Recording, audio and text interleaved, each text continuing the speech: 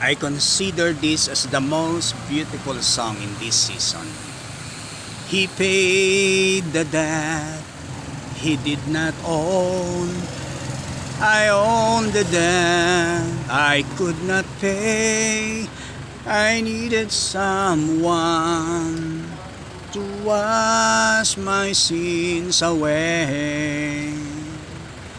And now I sing a brand new song, Amazing Grace.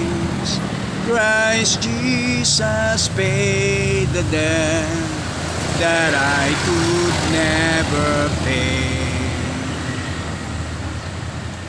Siya nagbayad ng ating utang na kailanman hindi natin kayang bayaran. Nung minsan siyang namatay sa krus, inialay ang kanyang sarili para sa ating kasalanan. Kung kaya't ang sino man kikilala, mananampalataya sa kanyang ginawa sa krus, ay tunay na makakaranas ng kapatawaran at tunay na kaligtasan. Yan ang mensahe ng song. Actually, yan ay nasa Isaiah chapter 53, if I'm not mistaken. That's one of the great songs, especially in this season, remembering the death, the burial, and the resurrection of the Lord Jesus Christ.